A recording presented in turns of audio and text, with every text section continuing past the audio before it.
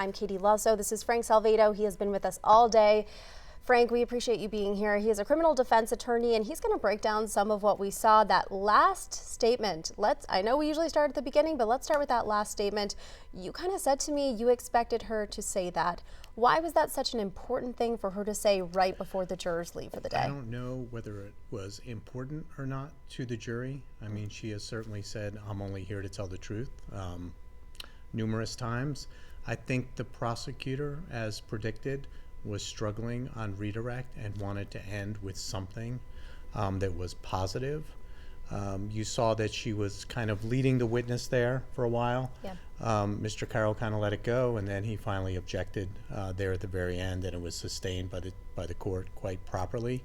So I think she was kind of struggling at the end to just end with a positive note to say, hey, listen, everything you said yesterday was the truth, wasn't it? Now, I don't think she mentioned anything about today. So she just wanted to end on a positive note and get that witness off the stand as quickly as possible, because in my view, there was some real deficiencies in that witness. So I think the prosecutor wanted to be done with her, get her off the stand, and start with perhaps a law enforcement witness tomorrow. Now, I do want to be clear, though, they let her go for today, but they did quickly say she is subject to recall, and what that means is they can bring her back. Can you elaborate a little bit on specifically when they can bring her back? Are there any rules here? They can bring her back if something comes up in the defense case. They may call her in rebuttal. That's the most likely scenario. My guess would be they are not going to call her back. I think she is, in some part, a pretty significant weakness. Given some of the cross-examination. I wouldn't expect to see her back on the stand. I would be surprised if either side brings her back on the stand. We heard a lot today.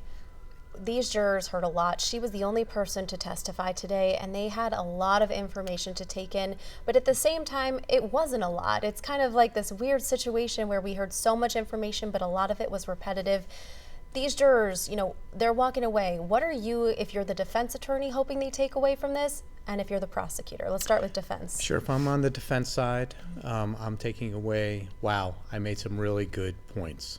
The jury seemed attentive, and I impeached her pretty good on her credibility. Some of those letters that she wrote, there's some really goldmine information in there.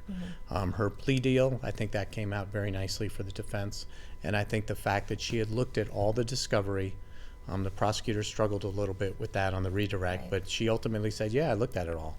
She looked at all the discovery before she came forward and told a different version, which is the version she's now telling. So I think those points were nicely made by the defense. On the prosecution side, certainly she had her direct testimony yesterday, a little bit today. I think it was still good because she still seemed at times to be unsophisticated and kind of led by Mr. Banfield around. But certainly the defense struck a lot of strong blows today. Fair blows, but strong blows.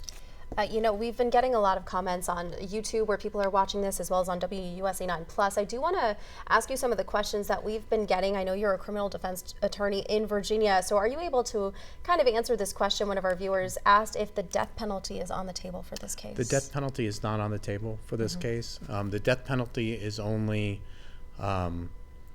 applicable in certain very rare circumstances. I believe Virginia now has almost a moratorium on the death penalty.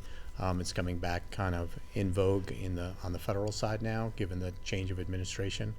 But the death penalty is not an issue in this case. And even under Virginia law, when it was available, there has to be really specific circumstances in order to get a death penalty situation.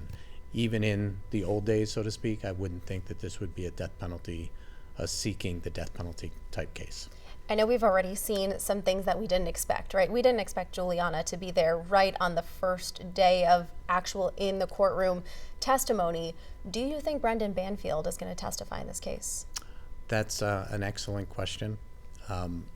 That will be probably be determined as the evidence comes out.